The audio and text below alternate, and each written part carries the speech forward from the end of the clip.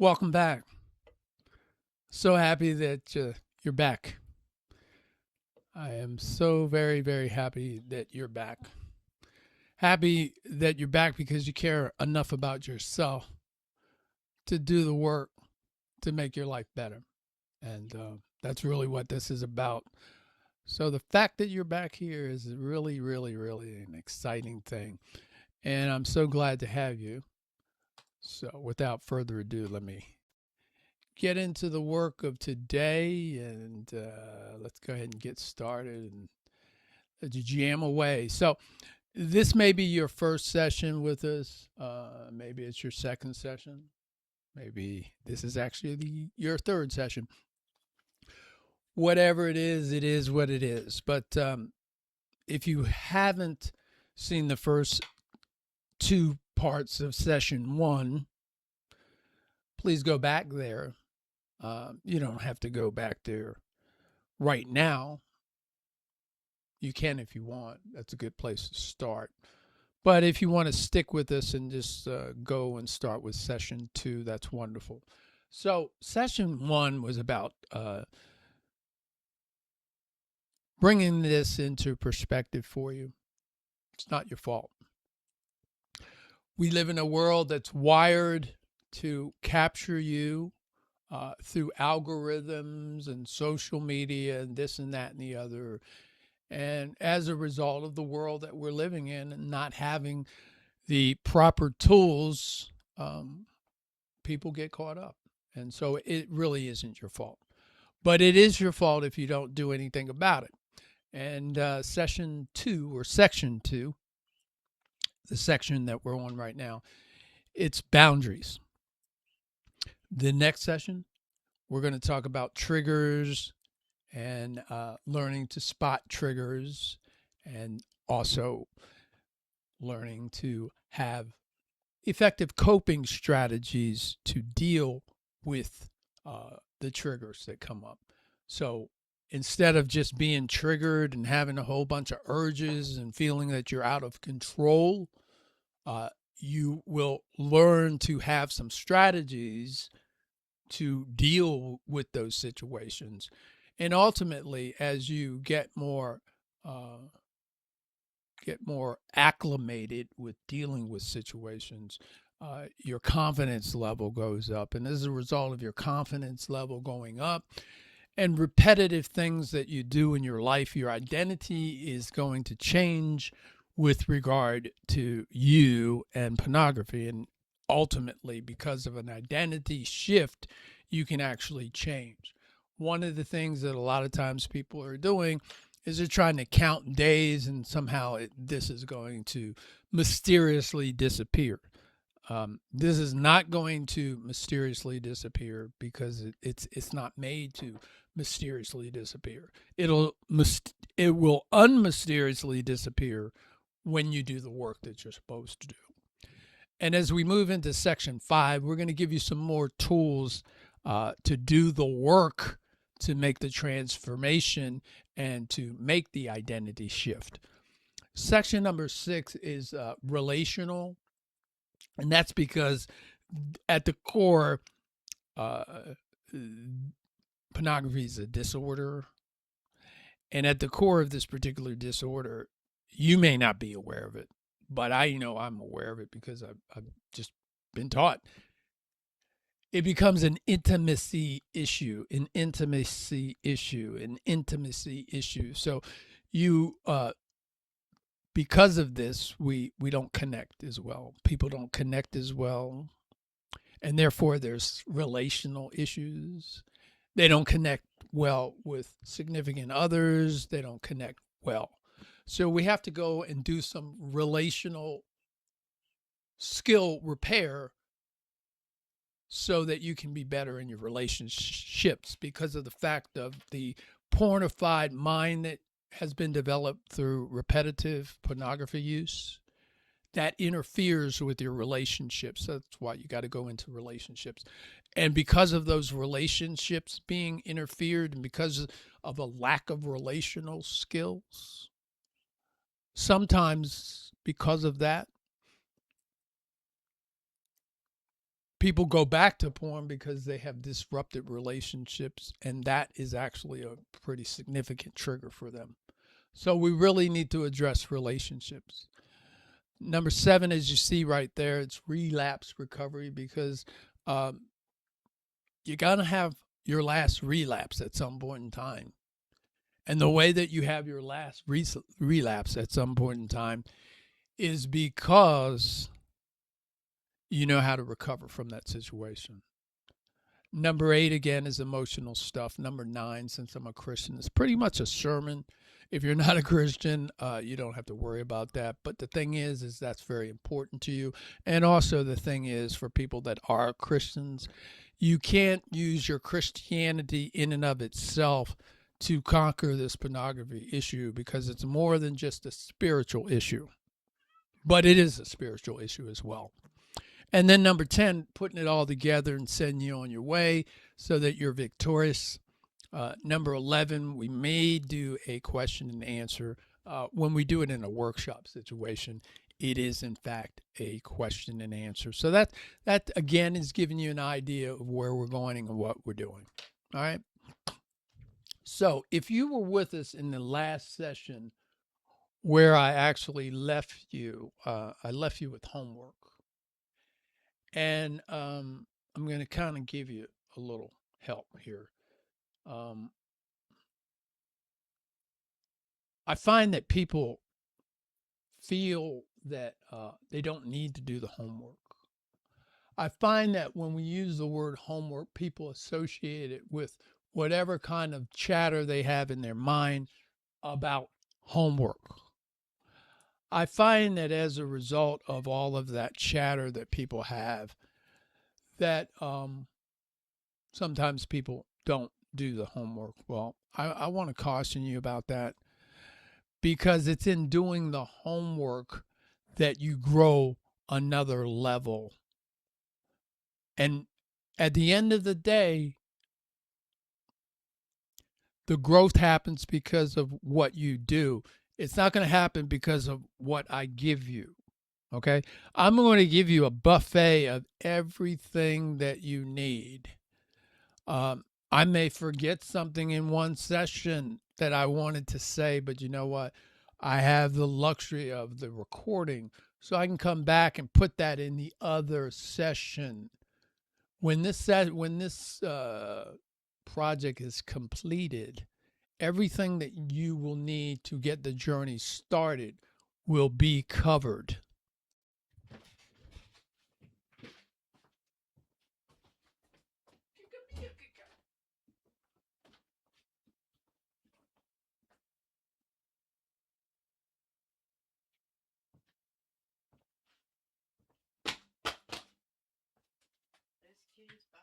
Yeah, I'm waiting for me to get out. Mia's in here and she wants to get out. Just ask her to get a treat. She'll go. Just ask her. That's all you gotta do. Just say, "You want a treat, Mia?" She's under the bed. Just ask her, does she want a treat, and I guarantee you she'll follow you. Want a treat? Come on.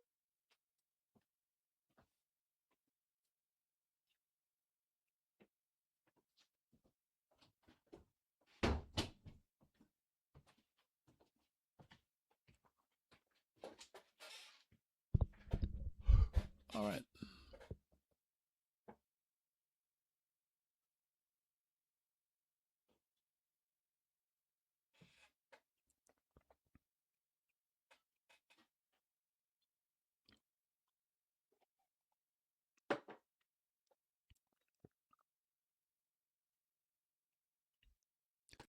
So that again is a good idea of what the framework that we'll be using. So back to homework. This was the homework.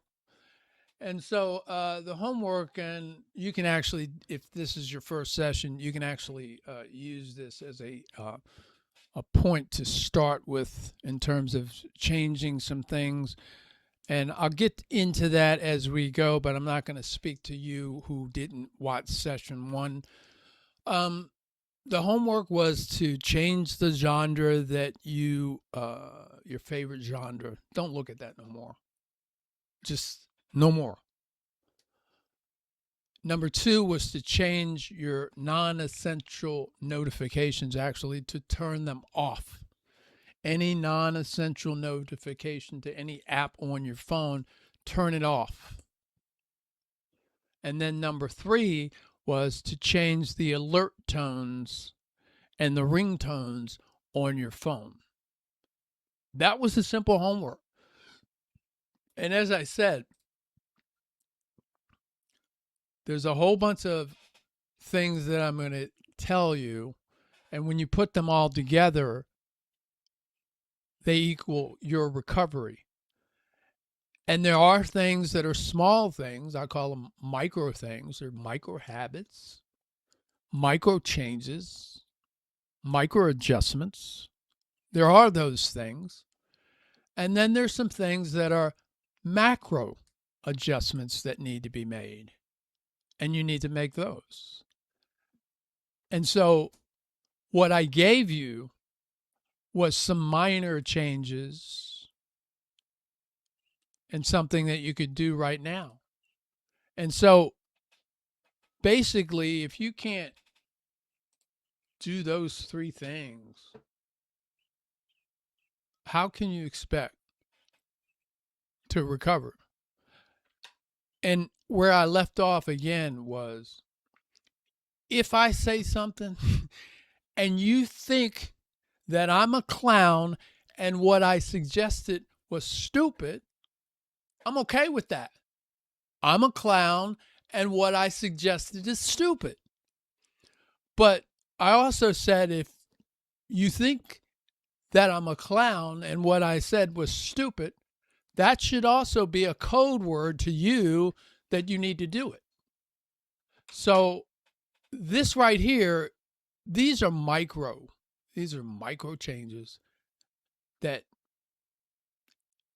there's no sweat in doing this.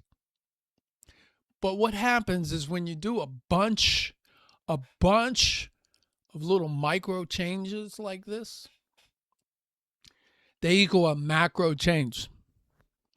And as a result of a bunch of macro changes, now you have the strength and the confidence to knock this thing down. That thing you've been doing, counting day this, day that, day, that's not going to get you there. What's going to get you there is building a bunch of micro changes that lead to a macro change and putting a bunch of macro changes together as a foundation, which equal an ultimate change called your transformation. And that's totally different than that counting days. As you can see on the slide, building muscles, trigger management, mastering boundaries. So today is about boundaries and habits. Because as I said the last time, and I didn't say it this way, but I'll say it this way.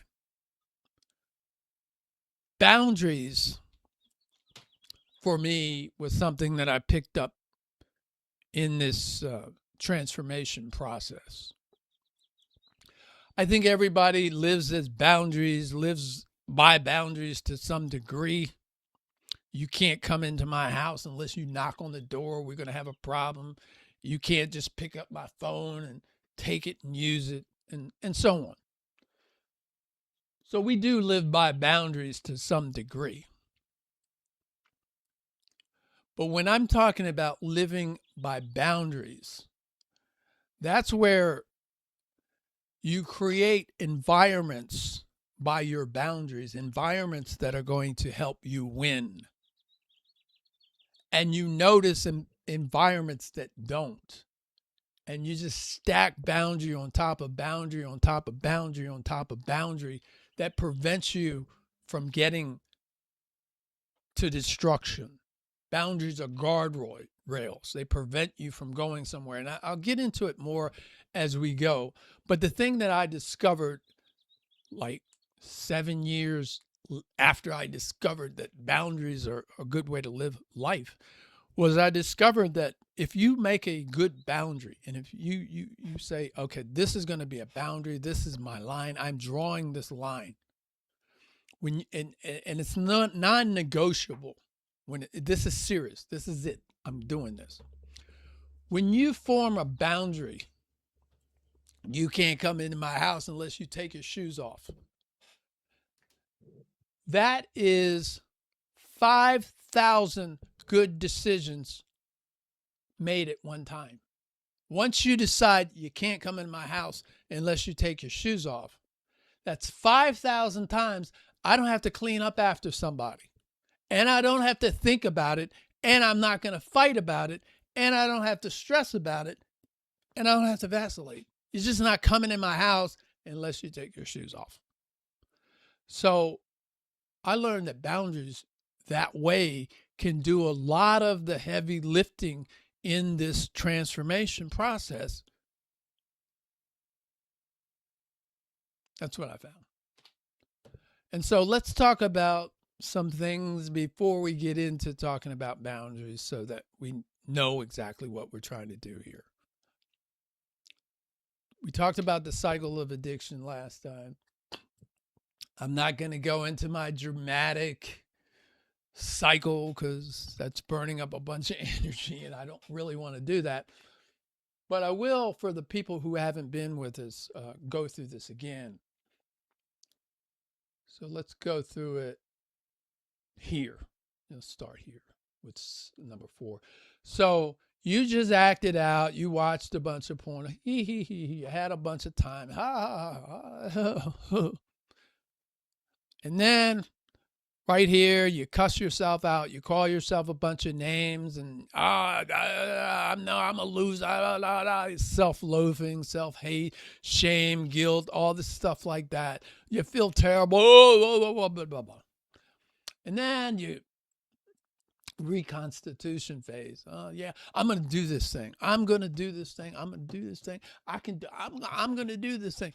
I'm on day one. Day one. And then, nothing going on. Day 2. Oh, I got this thing. Yeah, I know how to do this. I know how. Yeah. And then something uncomfortable comes in and you get triggered. You don't have any trigger management skills, so you have no other choice than to look both ways. See, does anybody see me? Do they see me? Do they see me? Oh, yeah. I guess they don't see me. So since they don't see you, then what you do is you act out. Then after you act out, then what do? You go and you regret. Then after you regret, same old thing. So it becomes a rinse and repeat type of scenario because this is the addictive cycle. Many people call it a treadmill. And so basically you have to get off of it. And the way that you get off of it is you use effective, efficient tools, strategies, and techniques. And the way that you get those techniques is you do workshops and trainings and seminars like we're doing. And this is I guess you call this the boring stuff. Got news for you, fella. The boring stuff is the stuff that changes your life. And the fact that you can't tolerate boring right now, that's a good reason why you run from boredom to something stimulating that's got you hooked. So if I'm boring, that's probably a good thing because boring is something you need to get used to. So this is something that this gives us leverage. This gives you leverage. And it gives you leverage to do the work that you need to do. I don't know exactly how many hours that this workshop's going to take because it's going to take as long as it's going to take. But I think it's going to be about 12 or 13 hours. But that's 13 hours, 14 hours. You spent 3,600 hours feeding yourself toxicity. 3,600 hours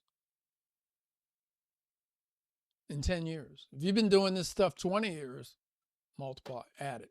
30 years, do the math, 10,000 hours. That's on the low end. You know what your number is, but it adds up, and it adds up one brick at a time through toxicity. So this is what we're trying to beat. So the only way that we're going to beat it, you put in one brick at a time. You did that. You built this. The only way we're going to tear this down is by doing a reversal process and tearing it down one brick at a time, probably by doing this boring stuff that I'm talking about, by sitting here and listening to this.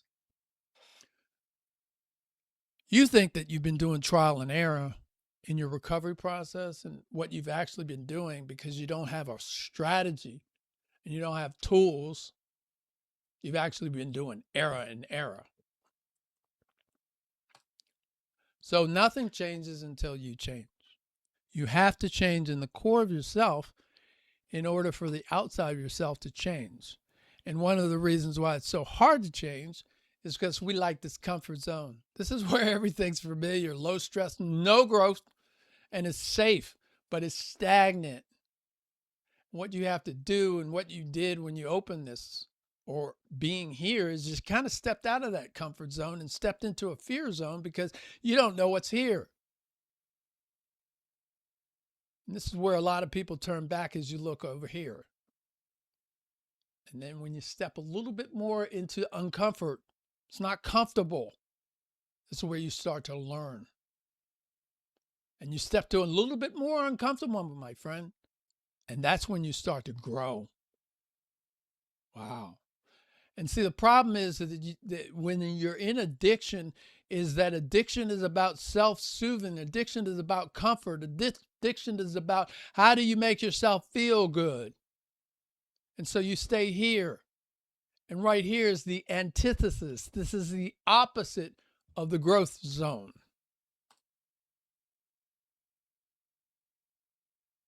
Comfort zone to growth zone. Growth never happens inside of comfort, my friend. It doesn't happen inside of comfort. Didn't say anything about not feeling good, but comfort.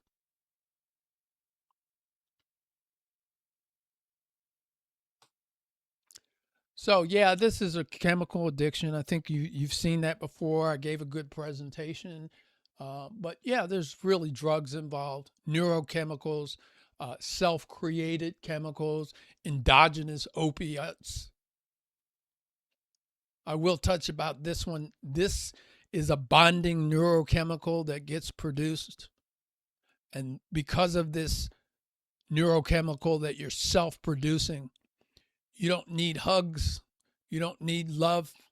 You don't need the normal things that people are driven.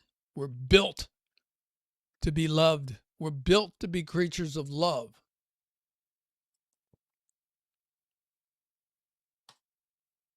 Porn's not real life.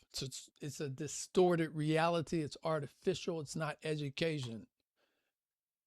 And what porn does is it changes your thinking, and changes your thinking to the extent that you think people are objects. They're not objects. This is a journey of restoration, and it's a road and not a race. And so, again, as I showed you before, you've built a bunch of bricks that are working against you. The only way that you're going to change this is you have to reverse it. And the only way that you can reverse it is by going through steps.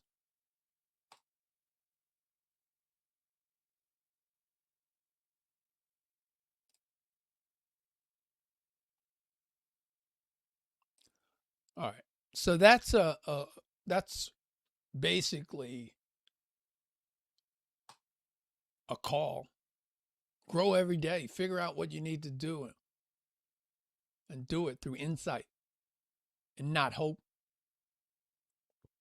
It's one of the things that you want to do is you want to have this situation repair itself without any effort on your part without you learning or any of that. It's not going to happen. Because the thing is in order to not be addicted to pornography, you have to become a different person. You have to become a person who has no desire to look at pornography. So many people are trying to just not do porn. Well, not doing porn is about becoming a person that doesn't want to have anything to do with porn. If your idea of not doing porn is mastering, fighting, not doing porn, you're barking up the wrong tree, because you can't master that, because that's not something for you to master. What's there for you to master is to master yourself to the extent that you become a person that has no desire whatsoever for anything as toxic as pornography. That's pretty much what it is. So you build systems and not walls, and that's how you recover. And so I used an acronym last time for systems. Do you know what it is? Remember? I'll share again. Look at this. And it's a weird thing that the word system, which is what we're hoping that you build for yourself. We're not hoping, we're committed to you building for yourself your own system of recovery, because everybody is unique. So you have to take a generalized system and incorporate it into your life, which is your system. And that's the only way that you're going to get it done. But look at this acronym here. System, something you save time, energy, misery, and stress. Something you save time, energy, misery, and stress. Something you save time, energy, money, stress. Something you save time, energy, money, and stress. A system. So that's what we're here to do, is to build a system. So in previous slides, I brought this lock up. And this lock is here for a very specific reason. Your recovery has a specific combination to it. Like that lock right there. There's a bunch of different little intricacies that need to be addressed in your life. This journey is about discovering that. This journey is about opening the door so that you can discover that yourself. You have a specific combination that you need to learn to get to the point where you can dispense with this behavior.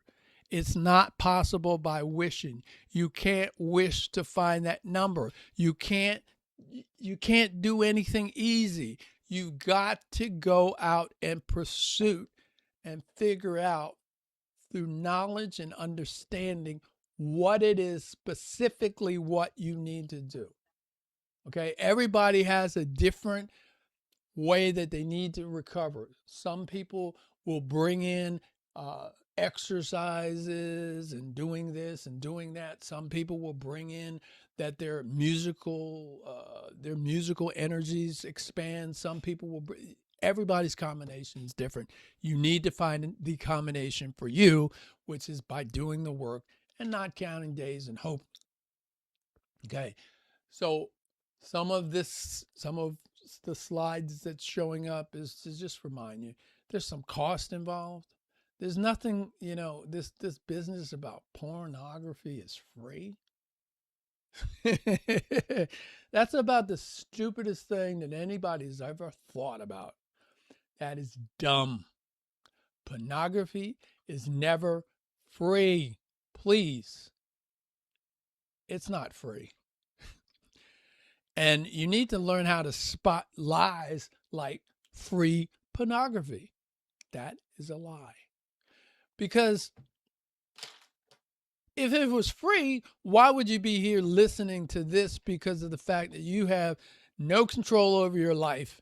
And some people are skirting on jail. And they want to call porn free. Why are they skirting on jail? Because this behavior gets into things and people start doing things without thinking about it, and they don't realize some of those things are illegal things, and people go to jail for those things. And they want to sit there and talk all that. Oh, it's free. And then after they do all that free porn, then they figure out, oh, they get these chat girls. And then they take their mom's credit cards and run them up for the chat girls. Free porn, right? It ain't free. And please, let me just say it this way. If that ever comes out of your mouth, please, from me to you, it's a stupid idea. It's not free.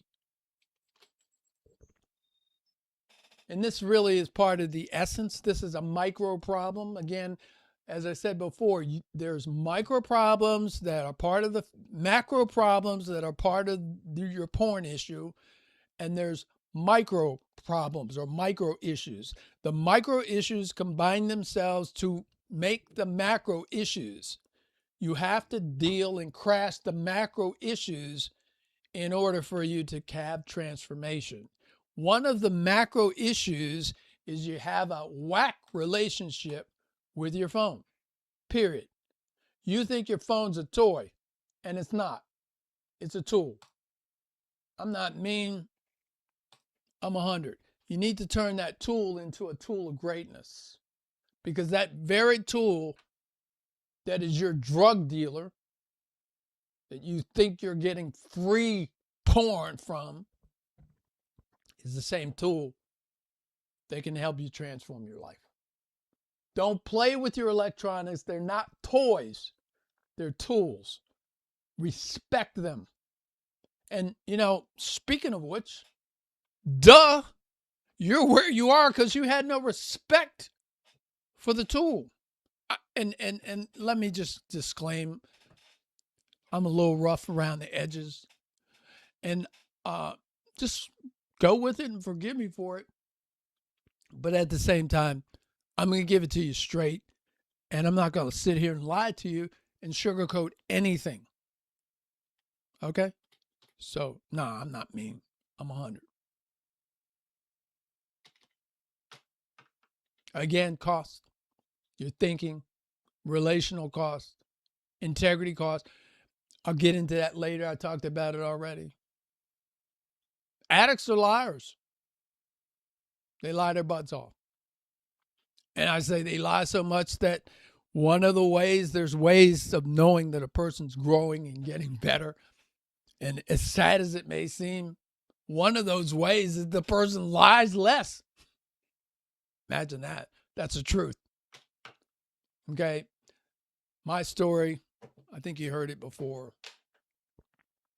I'm a senior citizen. Our generation, it was different than it is for you guys. We went to magazine, we looked at magazines, and you'd had to go to a store because you'd have to be a certain age, but I'd go to a store and get a porn magazine and put the porn magazine under a Life magazine and look at the magazine. And that was how we did porn. Then the internet came along and we just watched it and watched it and watched it, and took on a different dimension. And then one day, I just kept doing it and didn't even think nothing of it. When you do something wrong, the best way to continue to do something wrong is to not acknowledge that it's wrong. So I never acknowledged it as something wrong. But it was something that I did that was private. And then one day, because of this, somebody said, hey, I do too much porn. And I'm like, and it was at the end of a conversation. And that was perfect because I didn't have any answer. But me being me, a human behavior researcher, you want an answer, go to the library. You want an answer, go to Google Scholar. You want an answer, go to the Mayo Clinic, et cetera, et cetera, et cetera. So I did that, and I went to YouTube, and I guess I was blessed because I saw a video. It was an 8-minute video about why porn was bad. And it was perfect for me because somehow this guy was able to encompass everything that I needed to hear in 8 minutes. Unfortunately, I can't find the video, or I would put a link there for you. But the guy said things and it just resonated with me, and I'll repeat it again. The thing that really resonated with me so much was that the guy said, that this artificialness and this fantasyness and all this stuff, it houses itself in your imagination. Now, because of just me understanding things, somewhere in my studies, I have a bunch of quotes in my head. And one of the quotes was Einstein. And Einstein made a quote about the imagination. And Einstein's quote about the imagination was, the imagination is it's a preview of life's coming attractions. And if you learn to use your imagination properly, there's a power call of attraction and so forth and so on, that they actually really can help you manifest things. A lot of things start in your imagination, as a matter of fact. And actually, in the work that we do, one of the problems that you're having is in your imagination. You don't really vividly imagine yourself as a recovered, healthy man yet. And once you do, to an extent, your identity will change, and you'll find that transformation will happen like that. So that's a little bit about my story. So let's talk about your story just a touch and how you got here. Because I know there's 3 drivers that get us here. And this is part of, it's not your fault as well. And the 3 drivers that get us here are opportunity, trauma, and attachment. Opportunity, that's pretty much self-explanatory. You have an opportunity to do something. Let me tell you something, my friends. Check this out. Like it says in the Bible, the idle mind is the devil's workshop. That's opportunity, okay? And I will tell you something. You never have any kind of toxicity in life whatsoever without opportunity. So whenever you see toxicity, if you take opportunity out of toxicity, you ain't going to have it. And that's one of the reasons why we use boundaries. Look, if you take it out, there will be no toxicity of any kind once the opportunity goes away. Okay? So that's one of the drivers. Another driver is this thing that we call trauma. And so what are traumas? Traumas are things that happen to you. Traumas are beliefs that you make up. Sometimes most of the time they're false. Sometimes we have bad things happen in our lives. Sometimes, unfortunately, people that mean a lot to us die. There's a lot of things that cause trauma in our life. Okay? That's one of the second drivers. The third driver is this thing that they call it attachment. And I'm not going to get into explaining it because I probably won't explain it very well because this isn't my specialty. There's a whole science called attachment theory.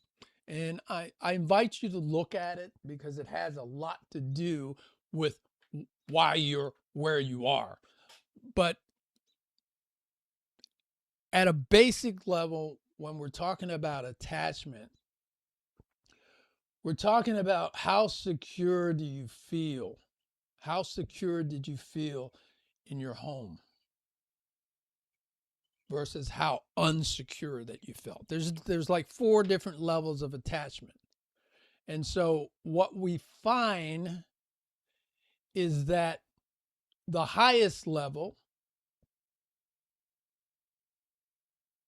secure attachment, you don't have addictive stuff that usually falls out of that. You usually have it when it falls out of the lesser degrees of attachment.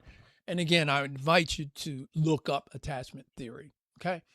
So here we go with opportunity and environment. How do you take some of the opportunity out of the environment and so forth?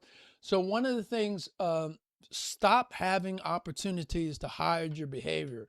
If you have an office or in your bedroom or whatever, have your screen so when somebody walks in that room, they can see your screen.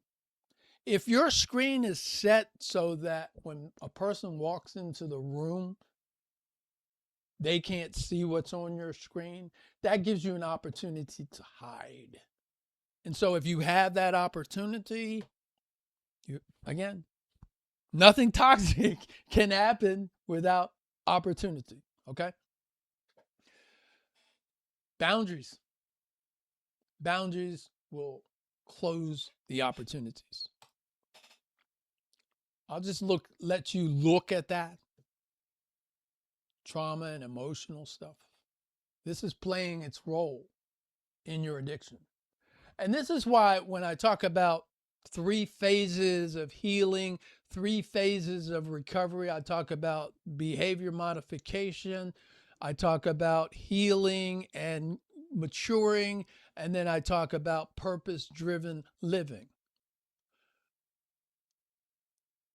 The foundation of our addiction is on our traumas and emotional stuff. And that's why we have to heal. And that's why we have to get rid of this stuff piece by piece. Acknowledge that it's there. Find people to help us with our wounds. We have to stop feeling bad. We need to learn how to feel good. Not by artificially making ourselves feel good, but it's by how we talk to ourselves, what our goals are, what are we committed to.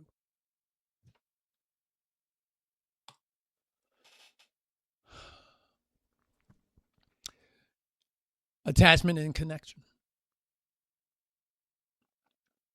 So because of people's attachment issues and how they connect, it makes it easy for them to do porn. And also, one of the things that I would say as a result of doing porn, sometimes people's attachment strategies, it lessens itself.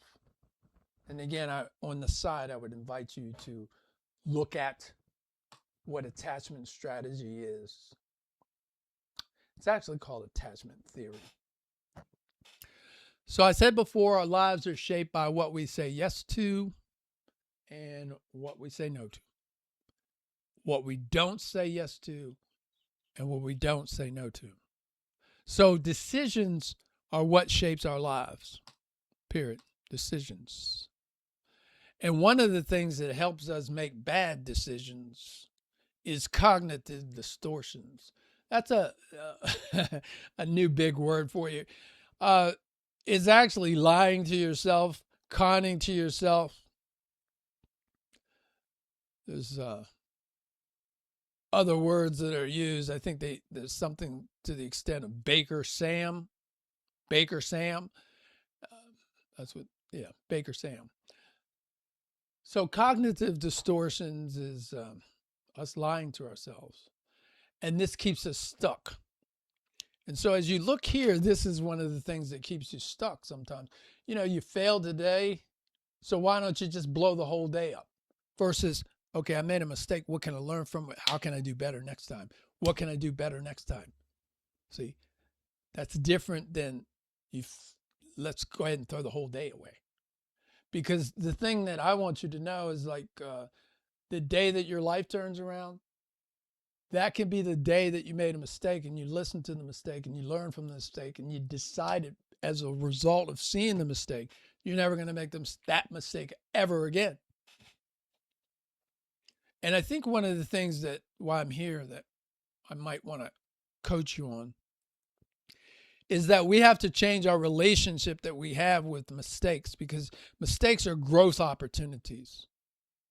And if we learn from the mistakes versus use the mistakes as reasons for us to call ourselves names, the mistakes can actually make us bigger.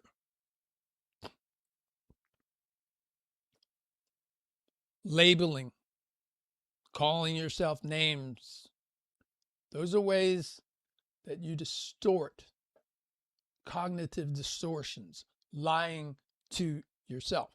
And the reason why I bring this cognitive distortion up, and it's just like toxicity. There's toxicity needs an opportunity.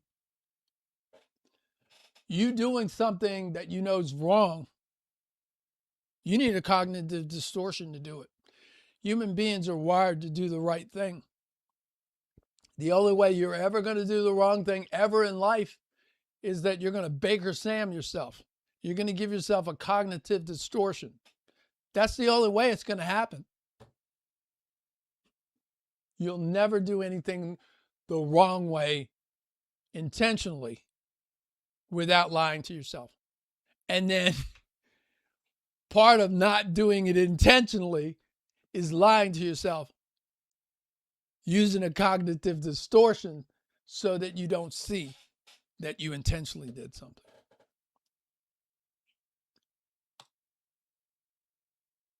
Cognitive distortions keep your eye off of the prize. You need to keep your eye on the prize. That's part of the combination. And so we're finally going to get to the real meat of today's session. Sorry about that. I really am not sorry at all, because you need all of this. And when I'm done with my 13 hours, my friend, you need some more hours. You need some more hours. I can tell you that right now. How many hours? I don't know, man. How many hours did I need for recovery? I don't know. I went at it I went at it so fiercely. I have no idea. But what I do know is, for me, I went in there, man, like 2,000 hours. I went in there and I found like therapists, teaching therapists. That's where I got my education from. So, as I said earlier, boundaries are part of maturity. And as I said earlier, boundaries, they do a lot of heavy lifting. And they do a lot of, let me regress for a second.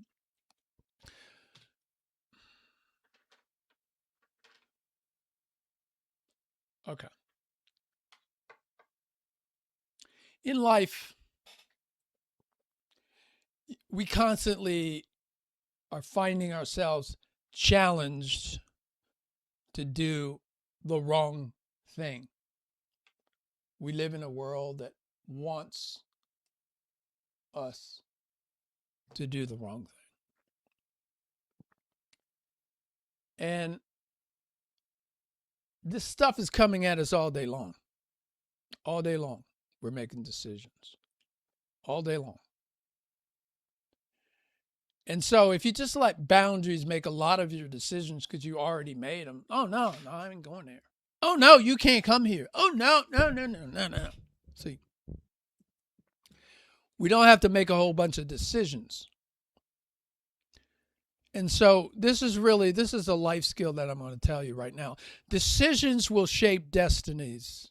And in the word decision, D-I-S-C-I-I-S-I-O-N, scission, D-I-S, scission.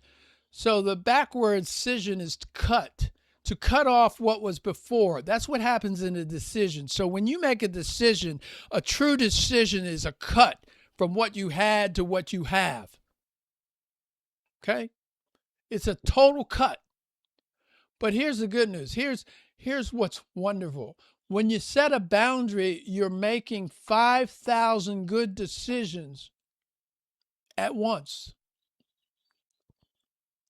But you know how people say, you hear this, oh, I'm torn, oh, I'm torn, oh, yeah, I'm torn. You're not torn. What it is, your boundaries are challenged. And so when you have boundaries, they're not challenged. When your unspecified boundaries are challenged. When you have specified boundaries, they're not challenged because they're just boundaries. And when you have specified boundaries, you don't get decision fatigue. See, because if you have boundaries, they prevent you from having to make decisions all day. They prevent you from feeling like, oh, I'm torn. You know, if you're torn, if this is how you are all day, how is it that you're going to fix yourself and transform? So the boundaries is one decision that will do hundreds of decisions for you. And actually, I think it's 5,000. And what will happen is if you got to make, like I said, all these decisions all the time, all day, you get decision fatigue. And then you make bad decisions. Decisions change your life. So again, this workshop is set up, the slide deck is set up for teens. This stuff is the same for everybody. So you can take a look at that slide, and it's just like I said. There's no drama when you have boundaries. There's emotional, physical, time, and digital boundaries. And this is how you make the boundary process. You notice the situation, you decide the limit, you say it clearly, and you follow through. That's it. This is what I'm going to do. This is what's happening. This is my limit. Again, I said, this is my limit, and that's it. No, I'm not doing that. Excuse me. No, thank you. I'm not doing it. A boundary is a limit you set for what you will and won't allow in your life. Boundaries are not about controlling your choices or other people. They're about controlling your choices and not people. Boundaries protect your peace. They protect your time. Most importantly, they protect your future, your whole life.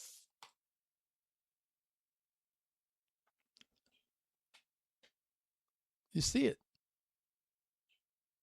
All the toxicity is in outside the boundaries. It's safe in here. You grow here. Healthy boundaries. The ugly stuff is outside. If you don't have any boundaries, this stuff is coming in.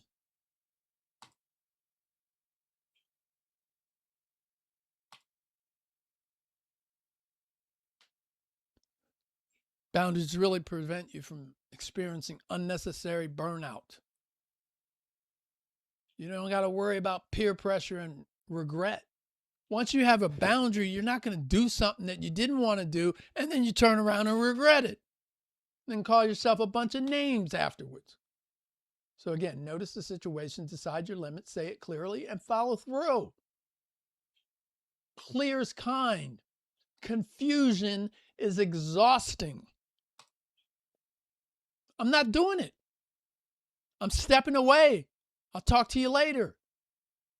The battery on my phone is dying. I hate to lie, but yeah, whatever it takes. This is serious business. This is warfare.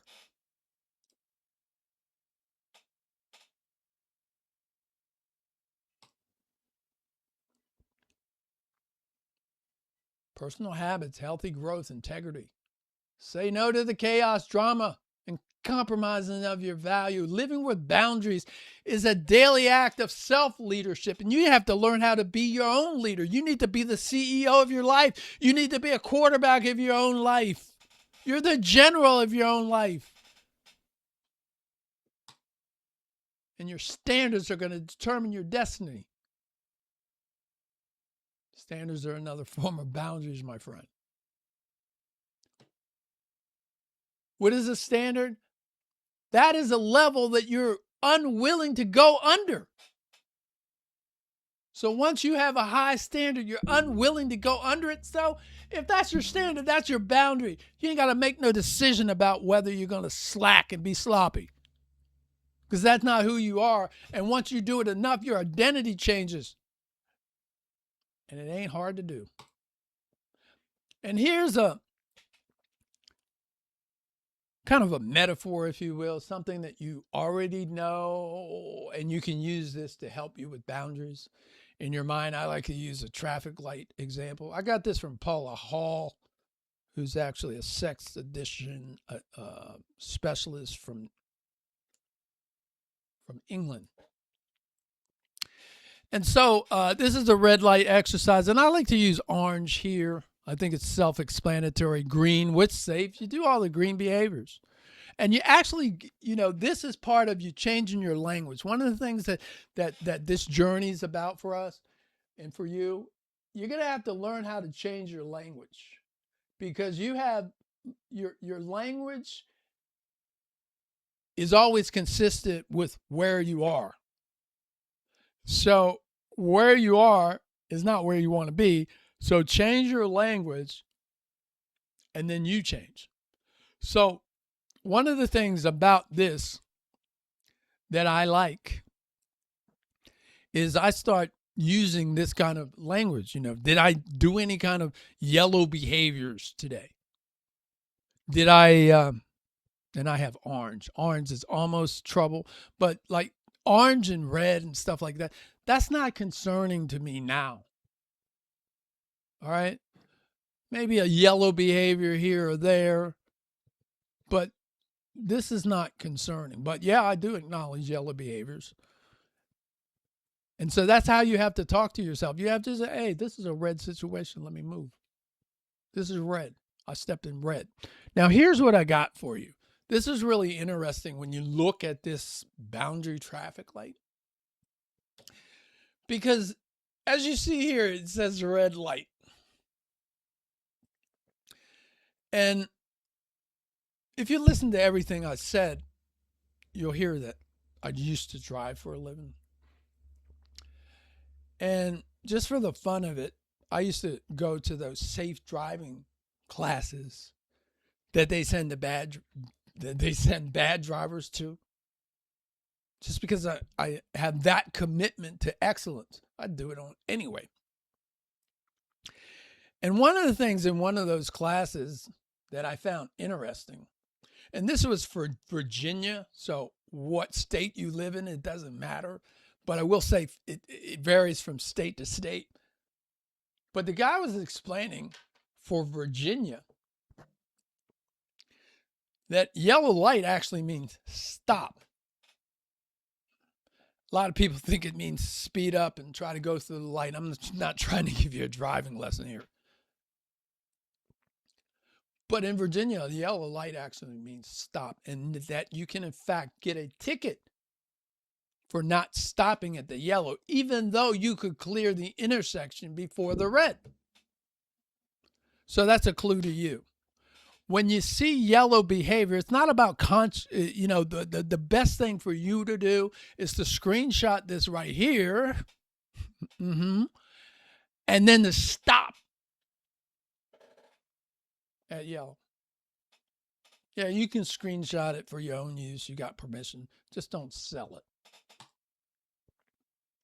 Boundaries protect what matters. They protect your peace, save you time, protect your emotions, secure your future. Focus over fitting in. See, I think one of the places where people compromise their boundaries is this need to fit in, because we have a need to belong. I get it. But the need to belong needs to be fulfilled in a healthy manner. So stay away from distractions, dangerous people, dangerous things. We'll get into that. Actually next session. And it's an individual choice. You don't have to be with the crowd. You don't have to fall into the crowd.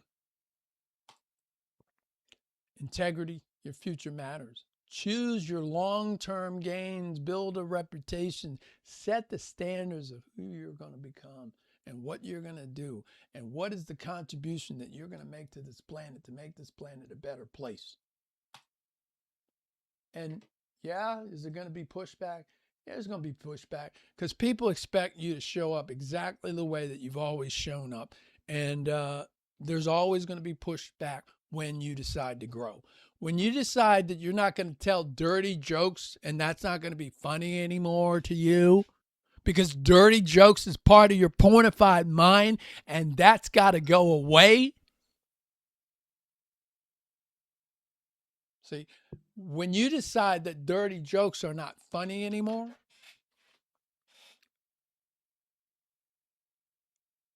people are going to have some pushback. All right, expect it.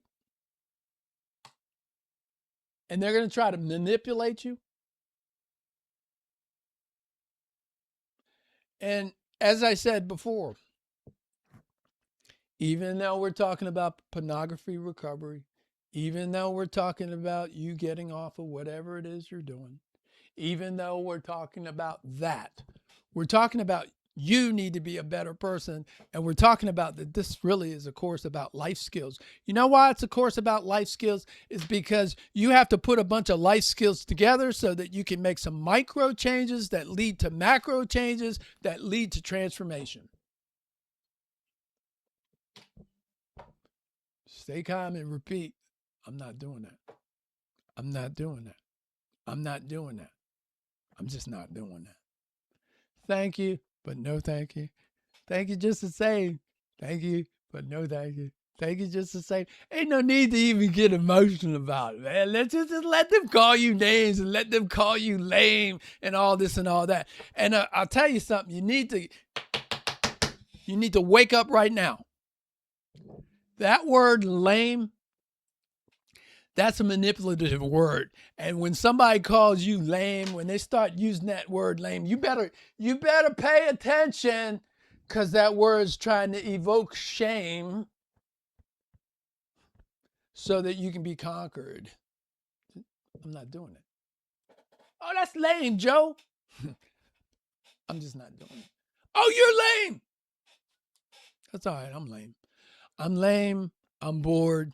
I'm silly, and I'm a clown. Okay? It's all right. I'm good with you knowing that I'm all that. It's okay. You want to call me lame again? You want to spell lame backwards? Call me M? It's all right. Seriously. Define them clearly. I'm not doing it. I'm not doing it. This is my standard. I'm not doing it. I ain't going there. Firm. No. I am not doing it. Now, one of the things about boundaries is wonderful because they are really a tool. And when I say they're wonderful is that when we start laying boundaries as we begin this journey, we're going to lay some hard boundaries. We're going to have them, just like I said, if you're having a problem going in a house, you lock the door to the house. Maybe you can't get in the house. If that doesn't work, you don't go down that street. If that doesn't work, you don't go in that neighborhood. If that doesn't work, you don't go in that town. If that doesn't work, you don't go in that county. If that doesn't work, you don't go in that state. If that doesn't work, you don't go in that country. If that doesn't work, you find another planet. Now, obviously, that's a little ridiculous, but I think you get the point. Vague boundaries. Don't do it. Clear. This is what it is. No fogginess. No fogginess. It's just like we're intentional. We're clear. We're clear and we're intentional. No randomness and no fogginess. And we also bring our boundaries into everything that we do, as well as our relationships. And I think you know what boundaries in relationships are. And boundaries create a space for deep connection without fear, and they set healthy limits. And they guard your peace, time, and future from unnecessary stress. They reduce drama.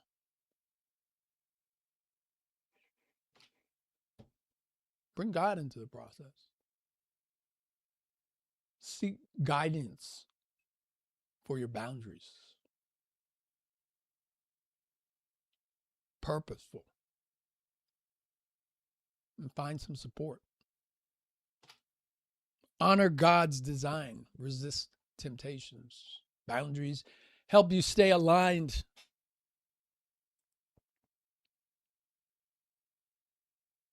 And obviously, you need to have non-negotiables.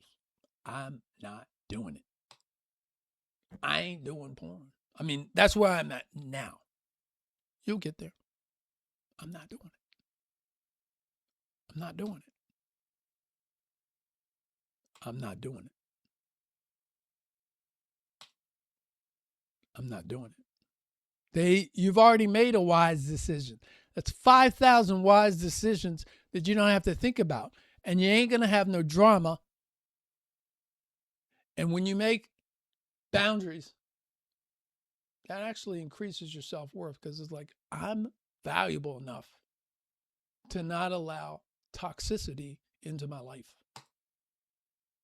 Say yes to growth, no to chaos, which equals maturity and leadership. Setting these limits is a sign of maturity and self-leadership. You're the CEO of your life. You're the president, your chief executive officer, quarterback of your own life, general of your own life. Boundaries aren't walls. They're doors with locks.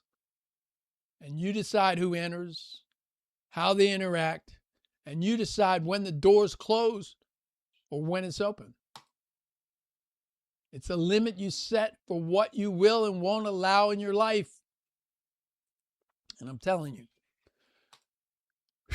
once I learned how to live as boundaries, it was amazing. I don't even think 2 days goes by without me saying to myself, I'm glad I live by boundaries. It's like an amazing tool. And the funny thing is like, once you get serious about your boundaries, because a lot of people want to fit in, your true friends will always respect your boundaries. People who don't care about you have a way of not caring about your boundaries. That might be a way of you actually establishing how much somebody cares about you. Is how much respect do they have for your specific boundaries? Because when you live by boundaries, when people get to the level of maturity where they live by boundaries, especially deliberate. We all live by boundaries. I'm talking about deliberate boundaries. Balanced life boundaries. You have a sleep time. You decide how much rest you need, because again, as people that are recovering or former addict people and this and that and the other, you need your rest, because we'll talk about it later. Rest is important. I'll leave it there. Boundaries. What are you going to do in school? How are you interacting with your family, friends, faiths, and values and hobbies? Boundaries protect your time and energy. And they allow you to be steady under pressure, because you already know what you're doing. You don't have to figure it out. So, this is where you pull out your notebook, Because these are specific places where you need to put up specific boundaries, and you need to measure, you need to manage these issues. You need to manage these areas. Dangerous people, dangerous places, and dangerous things. They're there. You can see them faster than I can. Here's what I'm going to talk about off of this slide while you're looking at everything else. HALT, H-A-L-T. Hungry, angry, lonely, tired. Keep in mind, those are areas that you are highly vulnerable. Hungry, angry, lonely, tired, stressed, or bored. Hungry, angry, lonely, tired, stressed, or bored. Hungry, lonely, angry, tired, stressed, bored, or tired.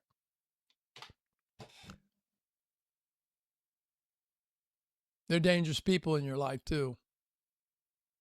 Dangerous things, dangerous places. But as well, there's also safe places. There you are. Supportive friends, therapists, counselors, pastors, people with healthy boundaries. How about that?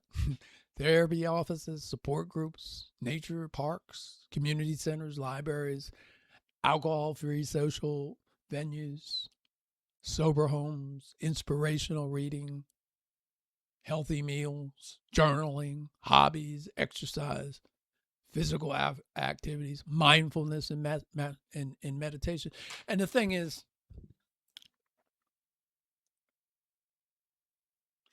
it's not hard. I don't know you, but these are things that aren't your friend right now. These are things that there's a lot of unfamiliarity to. And this is a slide to screenshot, please. Because this is what you need to pay attention to. This, get away from these people, this stuff, and these things. Stay away. Draw near.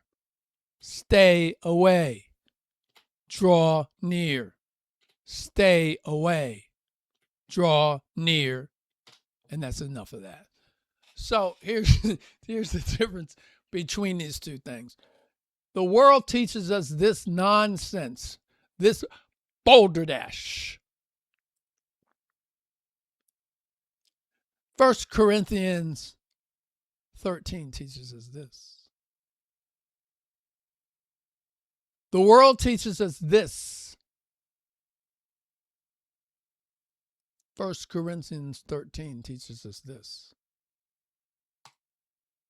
So, I didn't even know that was going to happen because I forgot where these slides were and how they are in alignment. So, we're just going to take a little spiritual journey just for a couple minutes because it is important.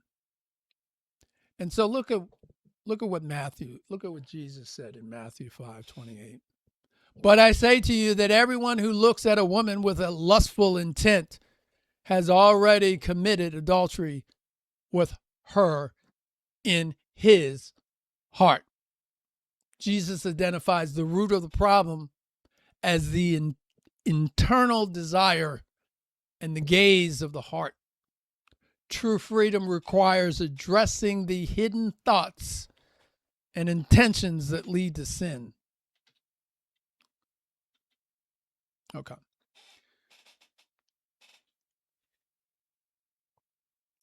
This slide here is I don't know where, that really could be like a slide that's in session 9. Because this is when you've stopped when you're not doing porn at all. But also along the way. But it's like if somebody sent me porn today. I'll use me as an example because what I would do is exactly what I want you to do. So one of the things, and you need to know this, and this is actually preparing you for something. So you've been behaving a certain way for a number of years. And because you've been behaving a certain way for a number of years, algorithms understand you a certain way. And people, if not algorithms, understand you a certain way. And those friends you've been telling dirty jokes to, they understand you a certain way. Okay? So they may send you porn via text, or you may all of a sudden go to a site and all of a sudden there's porn, or you may have an email that, because somebody got your name somewhere, that has porn in it. All of those different scenarios. What do you do? Okay, forget about what you do. This is what I do, and that should be what you do. What I do is this. The porn shows up, and so porn is toxic, it's trash, it's dirty. It's pretty much the same way if for some reason I had, as my pastor calls it, some dog dirt that showed up somewhere. So if dog dirt showed up somewhere, what I would do with dog dirt is just clean it up, put dog dirt in its proper place, like the trash can or the toilet, and then go about my business. And that's pretty much what you would do if porn shows up. It showed up. That doesn't mean that I looked at porn. Oh, look. It showed up. It's dog dirt. I put it where it goes. And that's the end of it. I don't have to sit here and, now I'm on day one. Oh, all of that work I did, it's gone to waste because somebody sent me some porn and I love it. No. You do the same thing with porn when it shows up in your email box or on your phone as a text or however it shows up, as you would do with dog dirt. You just get rid of it and go on about your business. You don't do all of this feeling guilty. Oh, I didn't see porn for so I'm on a 30-day streak. I'm on day 30. And this guy sent me porn. Now I'm on day one. It's not like that. Just do what you would do with dog dirt. I'll go and maybe talk about that again later, but just basically destroy it. Don't look at it. That's number one, too. I forgot to say that. Don't look at it. Because when you look at it and then you get all engaged in it, now you just drop your boundaries, and now you're in a different zone. And a lot of times people don't know what to do with it. And that's why I'm taking the time right now. Get rid of it. Deal with it the same way you deal with dog dirt. And again, if dog dirt showed up in your house somewhere, you'd get rid of it and it'd be over with it. You wouldn't be sitting around cursing yourself out. You wouldn't be doing all that. So don't do it with this. If it shows up, handle it the way you'd handle dog dirt. Okay. One of the things that is part of this change is gratitude. Gratitude's a good strength, and one of the great things about gratitude is it's more psychologically powerful for your moment than you ever think. And as I said, this is a life skills workshop, if you will. And so with that, you get a whole lot of life skills that will help you out. And so here's what you need to know, and I want you to know. Gratitude is a magnificent force, because if I'm truly thankful right now that I live in America and I can look out my window and I just saw a horse, and I can look at another area and I see these beautiful trees, and I can drive up the road and I can look down from from a hill and see this valley and see about 45 different farms and their silos. And honestly, that's my world. And I tell you, some days, some days I'm not feeling it. Just being frank with you. And all I got to do is just get out of the house and get in the car and go about a half a mile up to one of my favorite spots and look at those 30 something farms. More than I can count. I think it's 30. I don't know how many it is. And I'm like, how can you feel bad? How can you possibly feel bad? It's impossible. Now, I was talking about my situation, but the point that I'm trying to make to you is gratitude is an incredible power.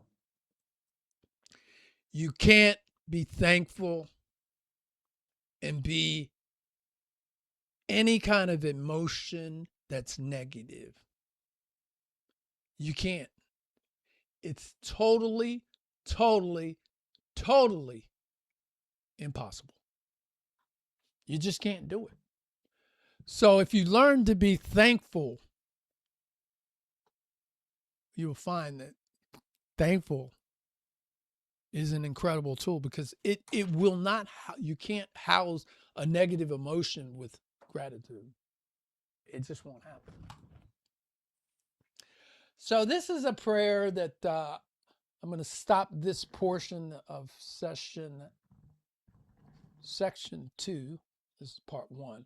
But I'm going to stop right here with the serenity prayer. And this is what a lot of people in the addiction cycles come to and refer to from time to time. They have used this over the years to keep themselves in perspective while they do the work of transformation.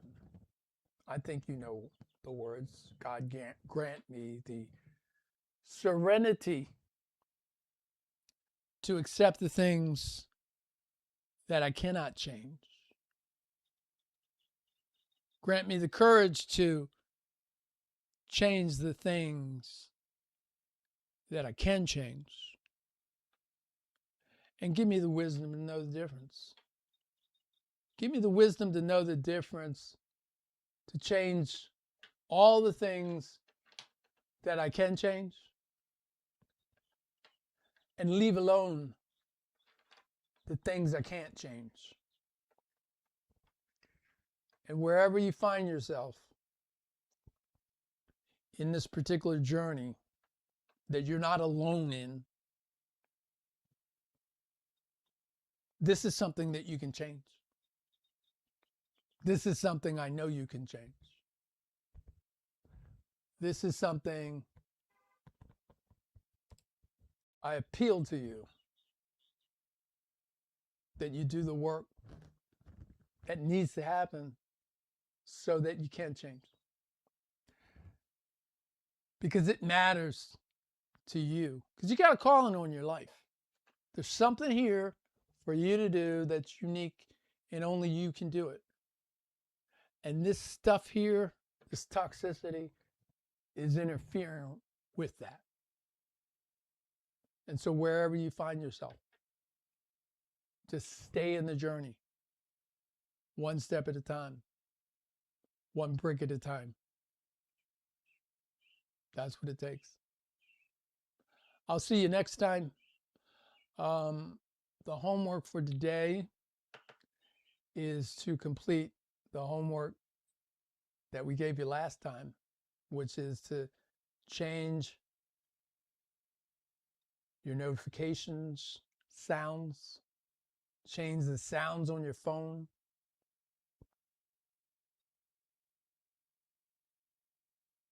as well as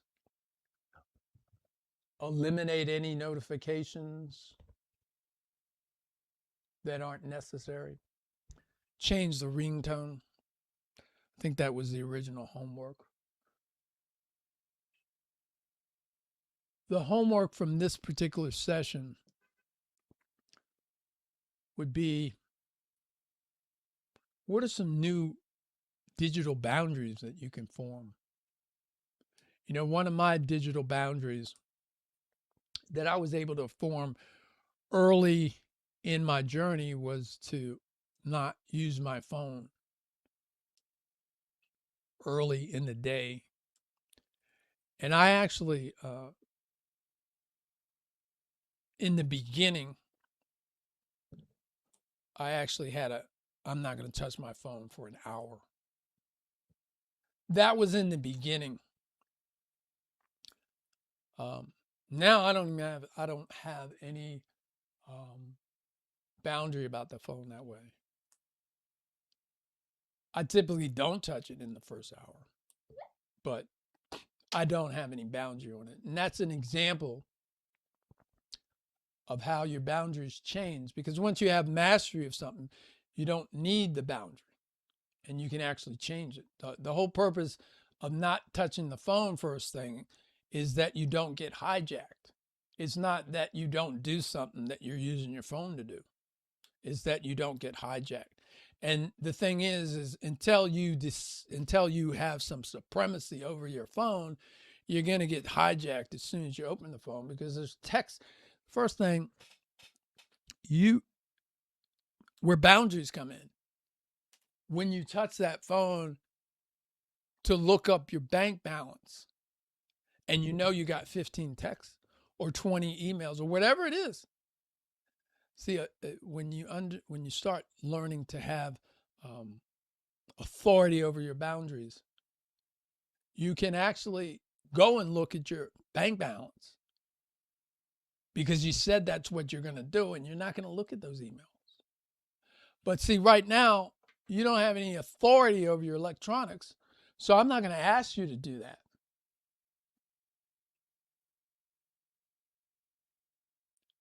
So again,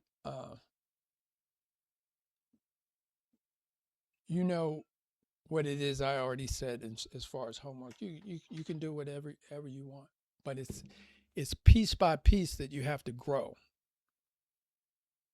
So if you didn't do the last homework, do it. If you did the last homework, do it. And figure out how you can add some boundaries to your life. One can be start working on the 15 minutes before you put the phone in your hand and get it up to an hour. Because by the time you eat and take a shower and read your Bible like you're supposed to, or read a devotional, it's probably an hour anyway. And the difference is, how is the day started? Because how something starts has a lot to do with how it goes. So with that in mind, folks, do you, and do you magnificently. And I'll talk to you next time. Thank you.